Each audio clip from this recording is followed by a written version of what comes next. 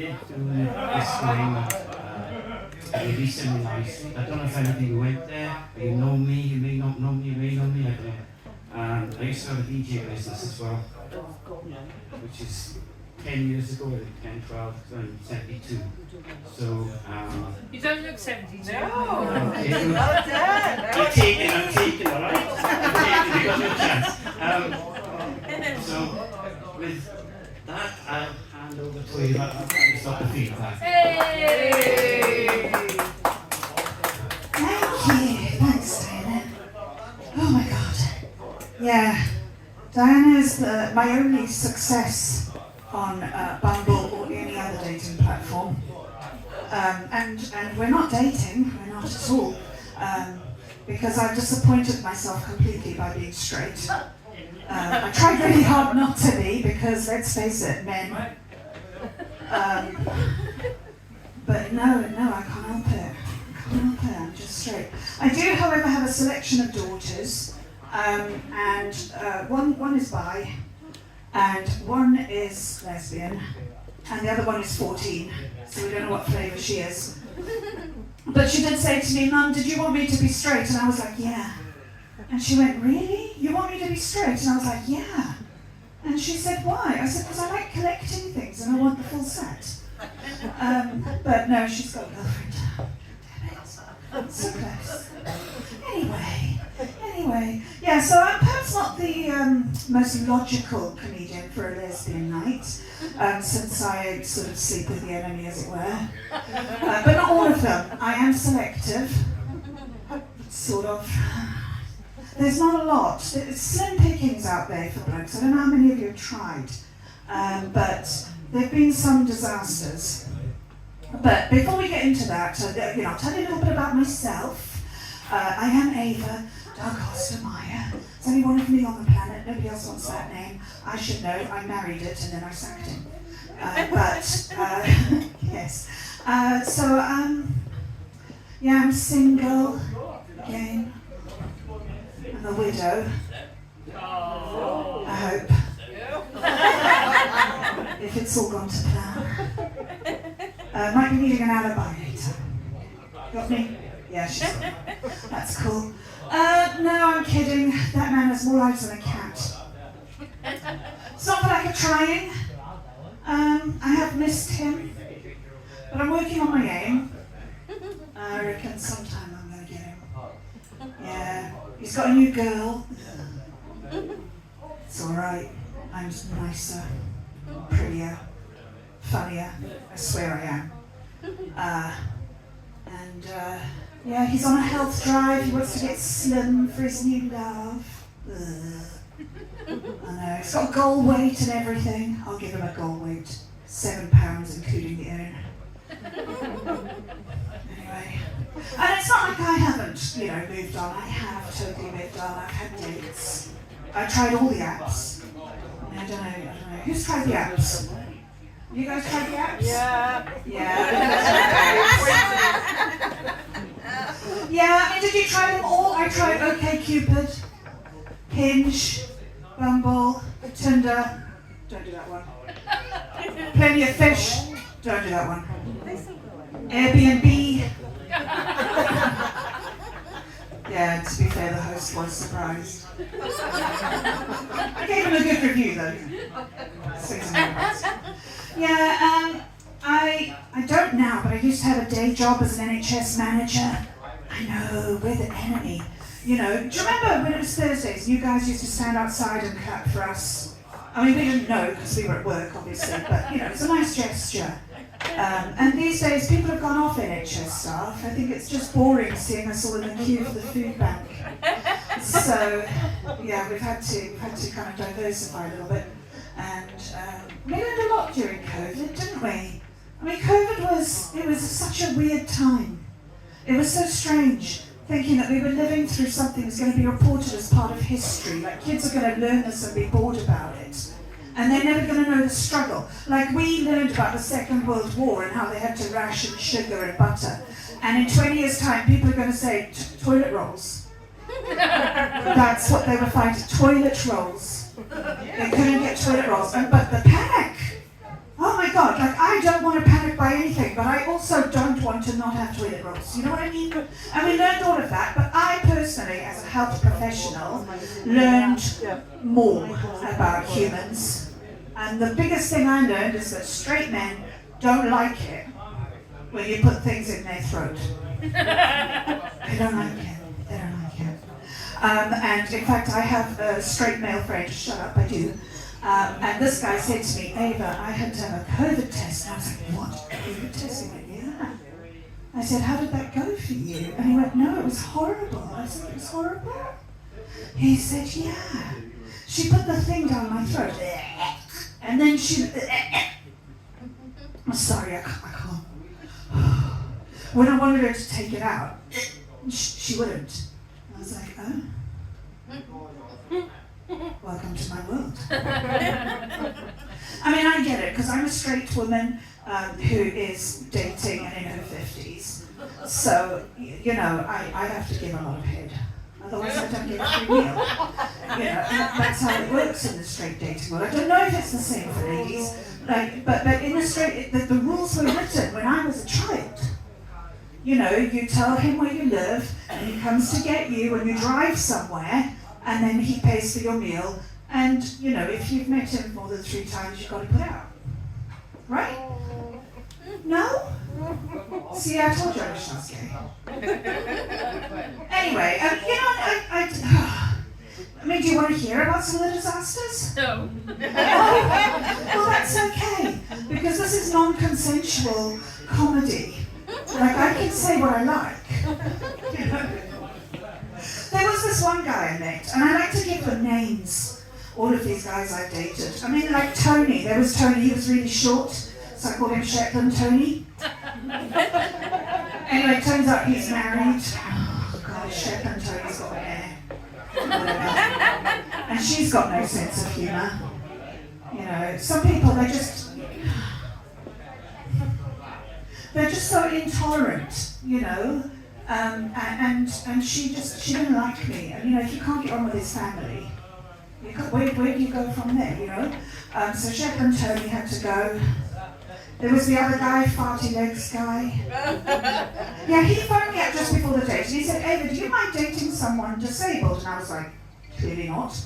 And he said, yeah, because the thing is, I've lost my legs. Now, I went, oh? I was careless. You don't find that funny? Like, what the hell? Tough gig, right? Anyway, yeah, no, he said he had a motorcycle accident, lost his legs. I was like, oh, okay, all right, no, I don't have a problem with that. As long as you don't want me to go find them. Because I'm a mother, I spend my life looking for things. You know what I mean, right? You know what I mean. I mean, my handbag is like landfill. You know, there's stones in there, half a Barbie, probably from 2019. Some tea bags I nicked from a hotel one time. You know, and actually, as I've become menopausal, I've realised the more stressed I am, and the more upset I am, the more likely it is I'm going to be visited by Aunt Flo. You know what I mean? The devil's waterfall, shark hook. You know. And because my life is so freaking stressful, I just keep throwing tampons in my handbag because you've got to be prepared, right? I think at any one time there's 46 of them in there. And not as bad as a friend of mine. Her handbag looks worse. Hers looks like actual landfill with seagulls. And mine's just like a disgusting mess. Hers is truly a spectacle. And I only tell you this because my little one, she was drinking some juice. You know, the kind of lurid red juice that we're not allowed to throw in rivers anymore, so we bottle it and feed it to kids. And she had some of that. She threw that in my handbag. She put the lid on it. And about 46 tampons self-deployed in my handbag. It was like a song in there. It was terrible. I wasn't over it. I'm not over it. But I'm pleased that I'm not like my friend with her handbag, because honestly, that is disgraceful. And she has boys as well, so that's just Barbies and Hot Wheels in her bag. Everywhere she goes, she rattles. It's terrible. And she had to go for her smear not long ago.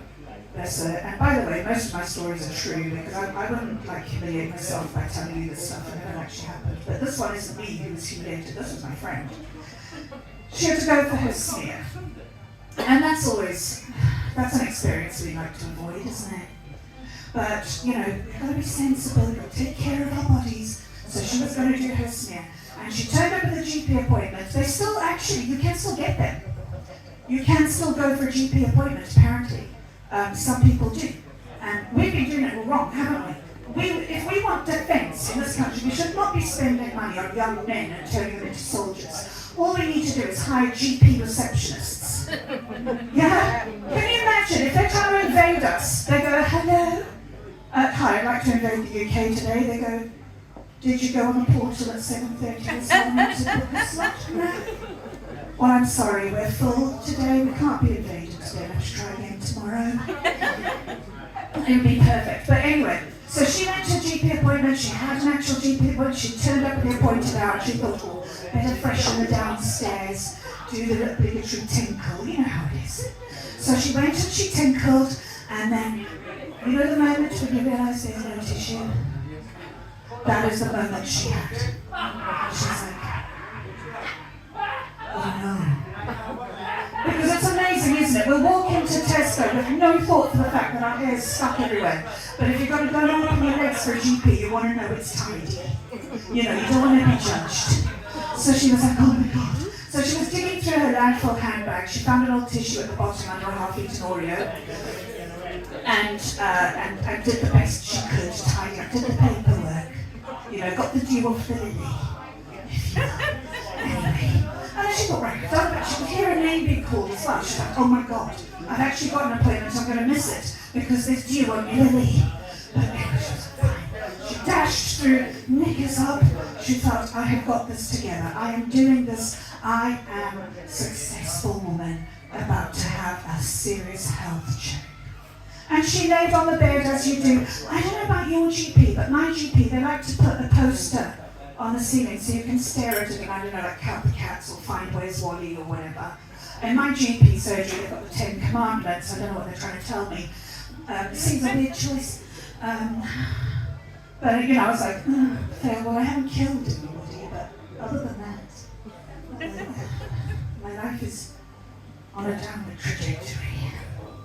But most people's is if you're lying on a bed with your top half decent and your bottom half exposed.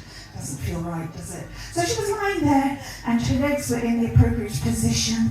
I tried to adopt, and the doctor was setting up base camp down at her feet. You know, they do with the instruments, and everything sounds a bit clinical and cold.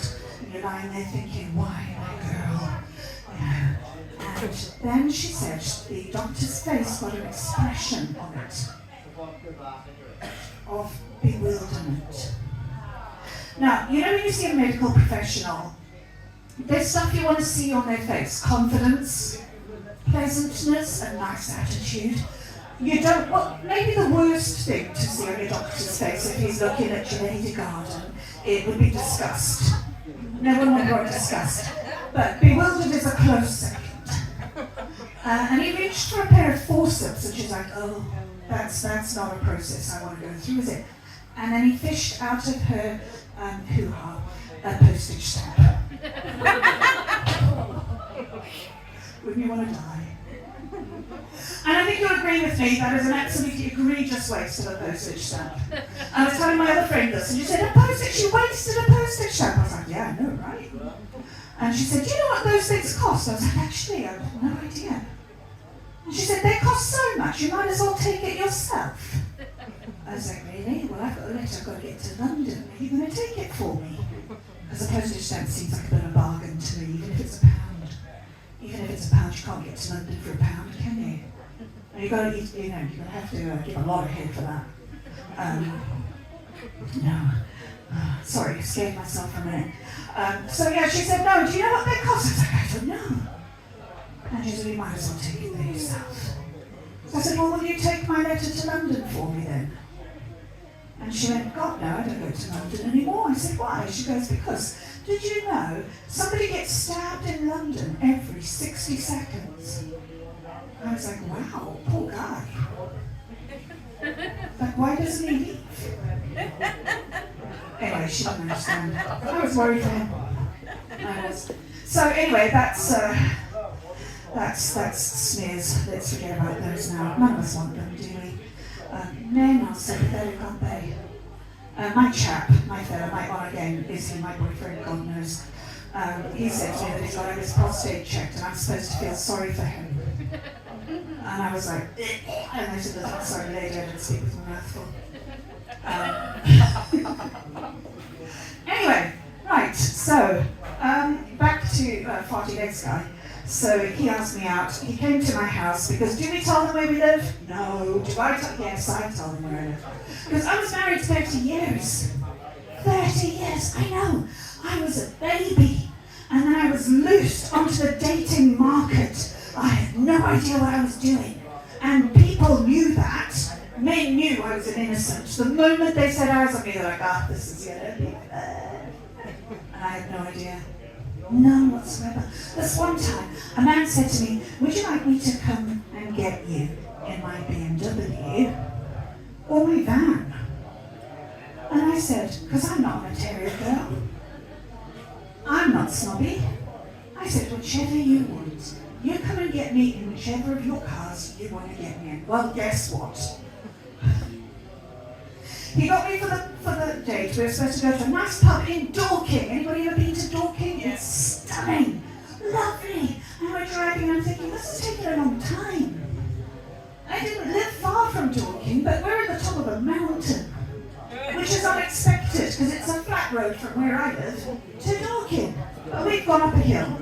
And then not only is this a hill, it's also a dark hill. There's no street lamps and it's misty and it's December and it's dark and we're up a hill and there's a forest, bizarrely, and a little car park. And he now stops his van at the top of a hill in a forest in the dark, turned the key off, and I couldn't see my hand in front of my face. It was so dark. And at that moment I started to feel a little bit vulnerable.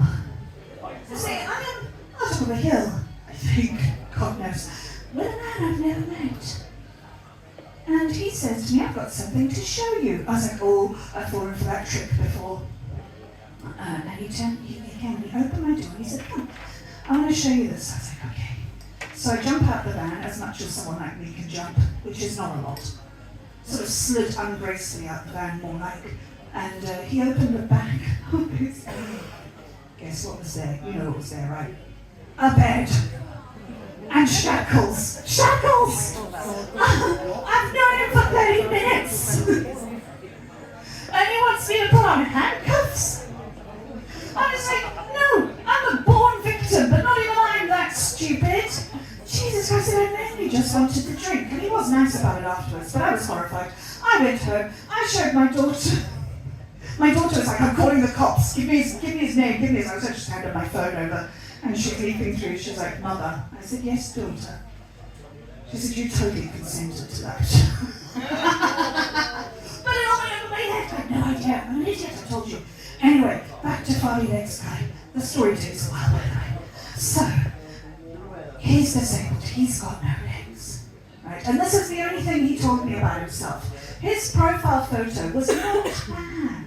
It was okay. He had the expected number of eyes and ears and nose, you know, which is like not the expected number of legs, but you can't have everything. And he looked all right. He was all right. And he pulled up outside my house in his car, which was that, you know, the car all the disabled people have to drive, the one that looks like a toaster.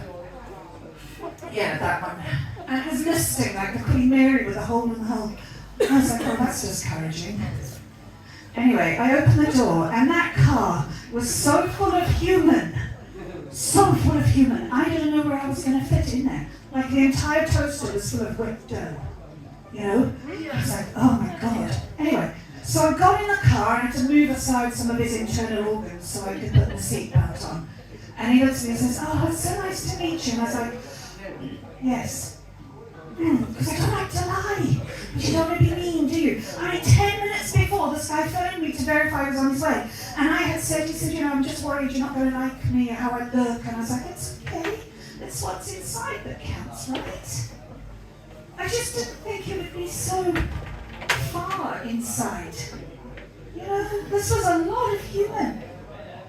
Anyway, So he was driving to the pub. He says, I hope you don't mind. Now I was thinking to myself, I couldn't possibly be more grossed out at this point. But I was wrong. I could be more grossed out. And the way I found that out, he says to me, we need to go to a pub I'm very familiar with. I was like, all right, okay. He says, because if I eat unfamiliar food, it does bad things to my bowels. I was like, oh. And then he told me what it did to his bowels. And I was like, how does he find it? Like, how does... I wasn't going to ask. I didn't want to know. But the question was in my head. And I thought, no, I'm just going to... Let's not. Just whether we're having, don't be a bitch. And we put it outside this pub, and I was like, don't be a bitch, just be nice. And he said to me, now at that time I needed one crutch. I've escalated slightly, because they're dropping pips, so you've got to use 2 crutches, otherwise they're going to think, oh, she's on here. So anyway, but at that time I only needed the one because I was brave and strong. So he said to me, can you help me out of the car? And I was like, dude, I don't think I could help you out of the car with a forklift truck. But anyway, don't be a bitch. So I skated around the car, sliding on the cobbles with me peg leg. I opened the door, some of him flowed out, so that helped. And so we released him from his seatbelt and his seatbelt extender.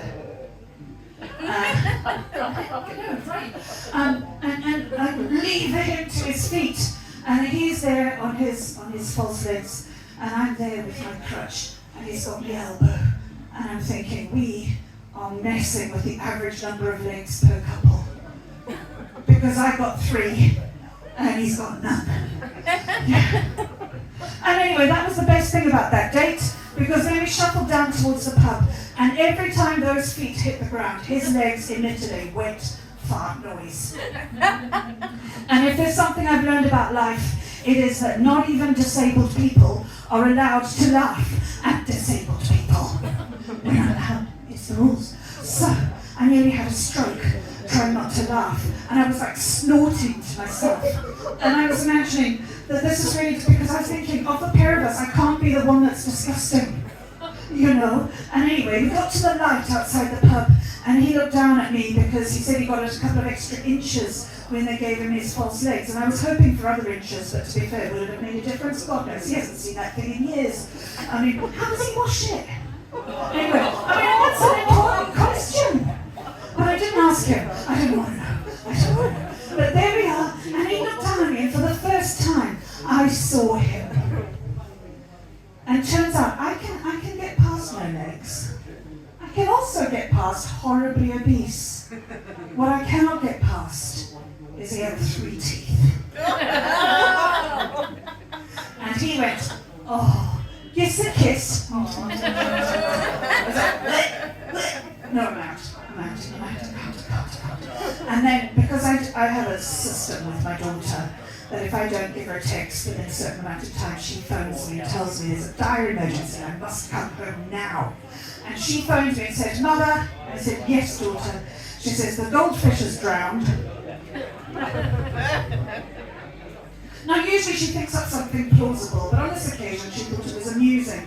And I know she didn't think I was in danger, because let's face it, he's the one man on the planet I can run faster than. So, anyway, I had to let him down gently. I said, listen, mate, you and I are just not going to work out. He goes, why? I thought we had something. I said, yeah, but it was mainly nausea. And he said, yeah, because, I thought maybe we had a future. I said, but we could never have a future. And he said, why? I said, because we'll never be able to walk on the beach together. And he said, I can walk on the beach. I said, yeah, I know, but we can't walk on the beach. And he said, why? Hi, come on in. And he said, why can't we walk on the beach? Now look, I know none of you are so indelicate as to actually point it out to me, but I'm not small myself, am I? I'm not small. And I just saw this huge guy and me, and I thought, if we go anywhere near the oceans, someone is going to call Greenpeace on us, and one of us will drown. It probably won't be me, to be honest, because I float like a cork. I don't know what it is. It's my boobs. I think my boobs. I'm quite proud of my boobs. They are my best feature, and they're amazing. If I fell off the Titanic, they wouldn't bother to put me in a lifeboat. They just have 8 kind of orphans clutching me. We'd all be fine. And because I'm just really floaty. I just really am. And I mean, I love my boobs so much. I went and bought lingerie the other day, but it turns out I'm really allergic to it, and my boobs came up in spots. Looked like I had bubonic plague. So that was unfortunate. But anyway, that's an aside. So we had to ditch Farty Legs guy. There was another guy who asked me if I was shaved. I mean, honestly, that's like one of the first things he said to me. Are you shaved? And I was like, well, I've got my mustache growth under control by hormonal means. And I went, no, downstairs. Downstairs. I was like, wow. Mate, I'm a 50-year-old woman. Like, if you don't like it, don't eat it. I'm not going to go to extra measures for you, Anyway, so he then said to me, I really do prefer a lady a bit natural. I was like, I'm all natural, dude. All of it. The nails are mine, the eyebrows are mine, the boobs are mine, everything's mine. I said, I'm totally natural. And he's like, okay, fine. And actually we did have a sweet little love affair. And we did actually get to the bedroom stage. And turns out he lasts about 8 seconds in bed. I know. And he had the sweetest, tiniest penis I've ever seen in my life. It was like a little mouse in a hedge. Because he had the most prolific pubic, he was international, let me tell you. I mean, we just needed a strimmer to get anywhere near that thing. So I call him the Fast and the Furious.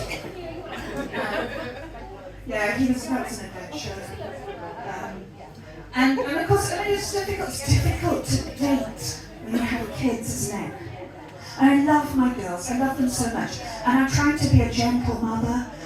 The way my mother was born in 1945, that is solid boomer territory, isn't it?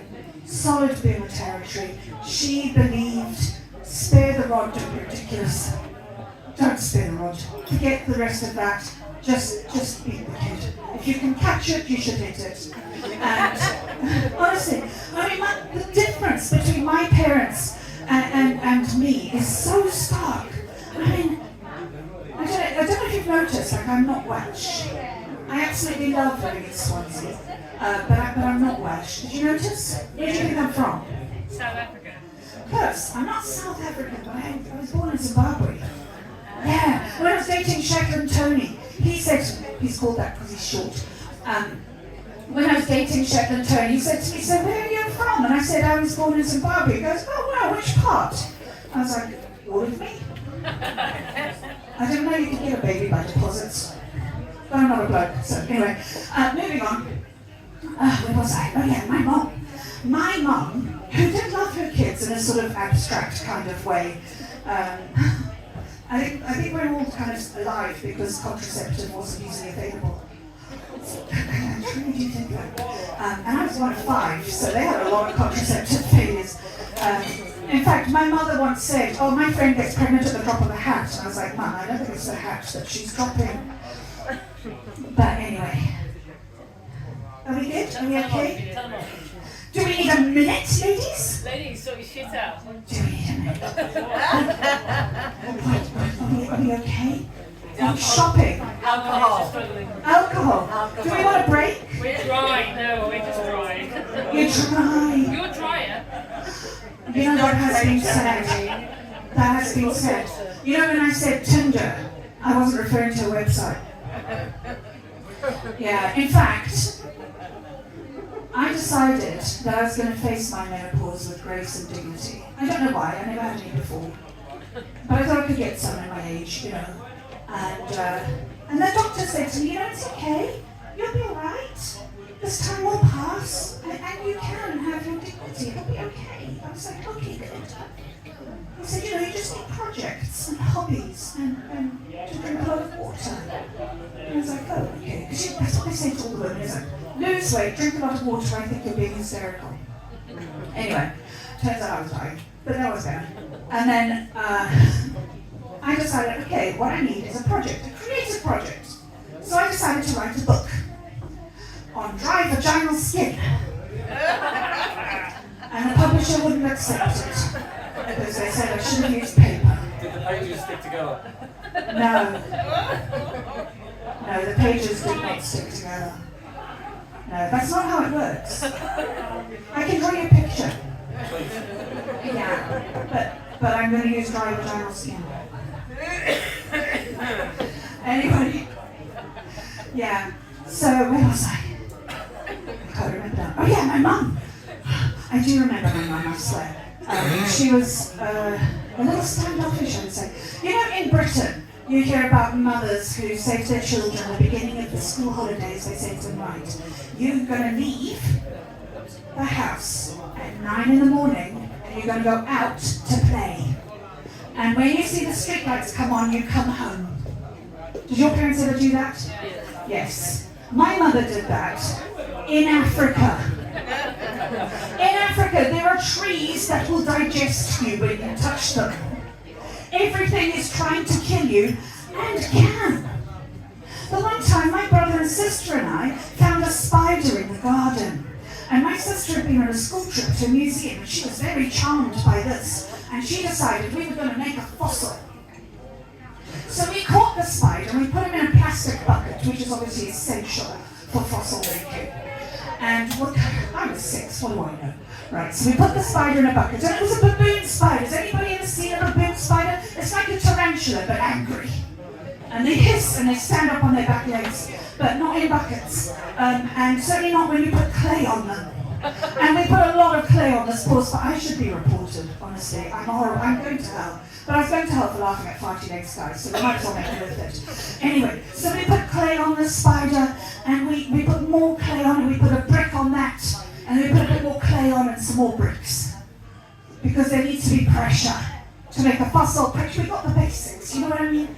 Anyway, we then forgot about it, and we left this bucket in the hot African sun for probably years. I was 6, it would have been a couple of weeks. And then we remembered the spider. Well, we wonder if it's a fossil yet. Should we go find out? And we did. Got the bucket, and we turned it upside down, and we snapped it with a spade a few times. We are so going to hell, aren't we? We pulled the bucket off, and there's the spider. And we're like, ooh. And I went to poke it. Seems smart, right? I'm not a smart person. I mean, honestly, I was quite smart. You know how smart people are stupid? I was like that, even as a kid. And I was like going to poke the spider, the angry tarantula-style spider. And as I did that, it went, "Argh!" and hissed. And I've never been able to climb anything because I'm really clumsy, which you know, because like I can't walk because I keep ruining my legs. But I was up on the top of a jungle gym in 8 nanoseconds, I believe, because this spider was pissed off. I think he's still out to get me. But that is the kind of childhood I had. Like, if you could stand on a thorn there and die. You know, when kids fall asleep in class in the UK, what happens? I mean, obviously there's the obligatory launch of the blackboard cleaner. And then if the kid's still asleep, they're like, oh, it's pissed. Yeah? He's been on mum's supply again. Not in Africa. In Africa, if the kid's asleep in class, the teacher's like, reception? Yeah, I've got another one. Yeah, probably bilharzia. Yeah. Does anybody know if he's been swimming in any lakes? Yeah, that he's been swimming in a lake. And I'm like, oh, another one to hospital. And that was my childhood. But did my mother give a damn? No. No. She was like, you leave the house. You come back when the street lights come on. It's Africa. There haven't been street lights in 8 years. You know. I don't know. I loved my mum. I did love my mum. She was a very special lady. She was very posh. As you can probably tell, because whilst I may sound like I do come from the southern hemisphere of this world, I sound a little bit posh, don't I? I do. It's got to spend some time in Surrey, and people like to think Surrey's not posh. Surrey is not posh. I used to get out of bed in the morning in my little house in Leatherhead, which incidentally is where the Chelsea football training ground is. They're Ferraris, and cars that aren't Ferraris, not petrolhead, that aren't Ferraris but look like they came out of a Lego box as well. You know the kind. All doing their shopping at the local co-op. The cars aren't doing the shopping. There are people in the cars. They get out the car. They go to they're probably the nanny. I don't know. do footballers do their own shopping? I don't think they have staff, don't they, who drive the Ferraris and the Lego cars. Anyway, yeah, but we would wake up in the morning and I'd have to clean the fast food debris off my car because some feeder little scrote had been sitting on my car, in my yard, behind my gate, eating his takeout. Bastards. I know. So I was delighted to come to Swansea. I loved Swansea, got offered a job at the hospital in Swansea. I know, it was great. Sancta Maria Hospital, because I'm posh, right, not Morriston. They don't treat people at Morriston, that's a rumour. They just draw salaries, but they make everybody stand outside. They don't actually provide me healthcare. Oh my God, if I ever do get a job in Swansea and they see this, I'm going to be fired before I start, aren't I? Yeah, that's, I'm sorry. I just have to say that's recorded. Yeah, I did get myself a mess. Anyway, so I came to Swansea, and then 6 months later, because they're that posh hospital, they decided they wanted me to work in London. I was like, feck off, no, I'm staying in Swansea. Why? I don't know. I mean, Swansea's a rough area, isn't it? I mean, I was living in Town Hill's a rough area. Anybody know Town Hill? Yeah. Oh my God.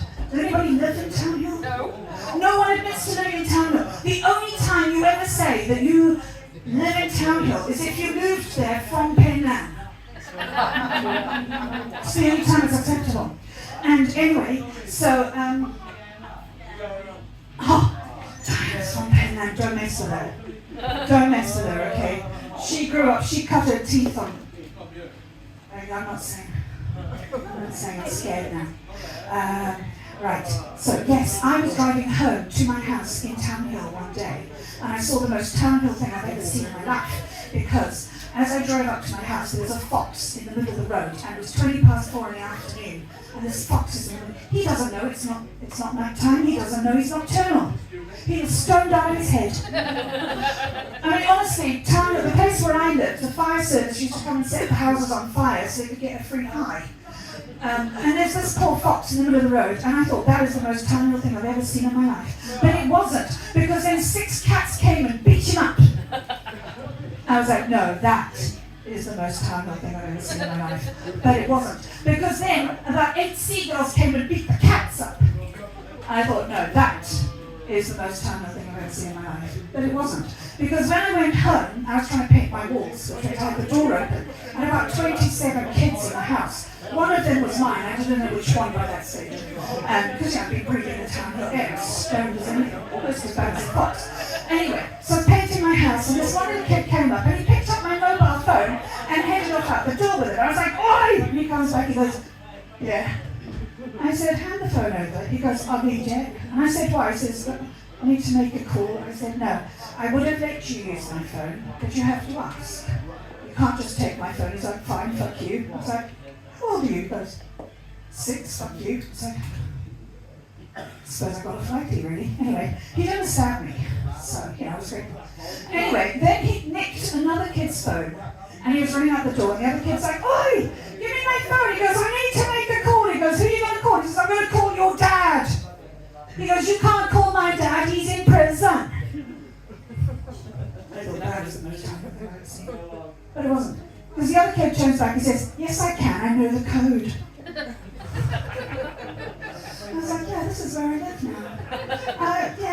I love Swansea. You know it's a nice area because it has a library. And you know it's a bit of a rough area because in the library there's a sign that says, shut the fuck up. Because you do have to speak the language of the people. So, yeah. And, it's been a culture shock moving to Swansea. I lost a tooth. I lost this tooth at the front in Swansea. And there's no dentists. I was amazed. There's nobody that will see you and help you when you lose a tooth. And it was terrible because, I was okay with the women. Most women, they would sort of look at my face and they go, are you okay? And I was like, yeah, it's my tooth. Oh, I'm really embarrassed. Men, no men noticed. One guy nearly noticed, and I had to go, oi, eyes down here. So that was bad. Seriously, there are men I know who couldn't pick me out of a police lineup because they've never once looked at my face. Yeah, but anyway. So yeah, this dentist, I read in the news in Swansea, I don't know if you know this, but there's a dentist who's been arrested in Swansea and charged with drugs offences. He's dealing drugs. And I was like, no, don't arrest him. And I looked down, I read the article and I was like, wow, you think you know someone? I've been going to that guy for 5 years. I have no idea he was a dentist. Anyway, and one of the things I love about Swansea is they think they're hard. You know, the people in Swansea think they're hard. Like they had a riot and everything.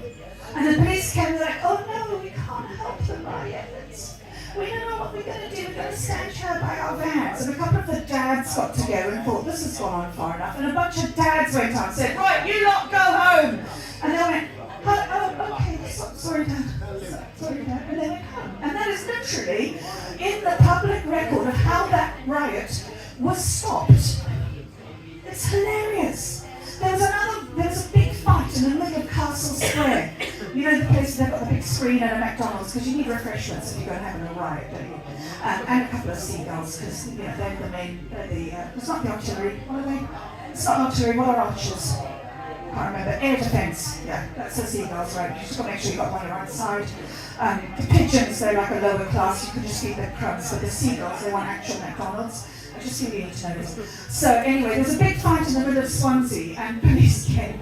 And Wales Online did report it that 6 sets of crutches were confiscated. And I said, oh God. And I was like, 6 sets of crutches. There's going to be 6 homeless people lying about in Castle Square in Swansea, unable to get home because their one reliable mode of transport's been confiscated. So I think I'm gonna leave you with a final note. I'd like to encourage you to be good people. The world needs good people at the moment with what's going on. Elon Musk, my God. Shall we start a petition to get Hugh Grant, Helen Mirren, Miriam Margolyes, Stephen Fry to do a video in which they tell Elon Musk to fuck off? Should we get behind that? No. I think we should get behind. No? No. You fancy yourself a Tesla? No, he's... You reckon? Yeah, he's going the right way. I don't think so. I think so. Why can't we vote on which billionaires get sent to the bottom of the ocean? I mean, there'd be a list, but you'd be on it. They've been their own way to the bottom of the ocean this way. I know, but we need to be encouraging that. We do. Yeah, we need to be good people. I myself am a good person. I'm a really good person. And I know this because when I met Psycho Dave, well, when I met him, he was just called Dave. But I met Psycho Dave and I dated him for a while. He told me he was an animal lover. He told me he worked with animals. And I was excited because I have a rescue dog, a Siberian Husky. Well, she was a Siberian Husky, and then she ate the curtains and got a bad belly, and she had to go to doggy hospital, and they shaved her belly, so now she's a Brazilian Husky. But I think it still counts, and so I've got a rescue dog, and I told him I had a rescue dog. I'm a good person. I'm the kind of good person. I recycle even when no one's watching, I donate blood. Well, I used to donate blood. I don't do it anymore. I got tired of the questions. Anybody donated blood? You know what it's like donating blood? They ask you all the questions. Have you been overseas lately? I'm like, dude, I'm unemployed. Any chance you could be pregnant? I'm like, rude. Where'd you get the blood? Why is it in a bucket? Anyway, so I don't bother with that anymore. But I'm still a good person, And I told Psycho Dave I'm a good person. He told me he works with animals. Turns out he's a butcher. I know. And a drug addict. Addicted to Viagra. I took it hard. It's bad. Anyway, I think you've been very patient. Thank you so much for listening to me. I hope you have a super evening. Bye-bye. Thank you.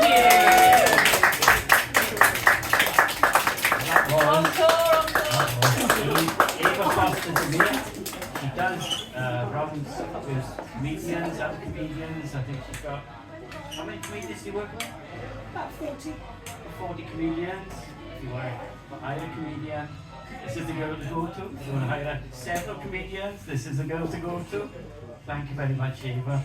I'm going to do a, if if you want to give donate something for Eva, she came here freely. They haven't paid her. This is a, you know, a favour to me. Yeah. Thank you very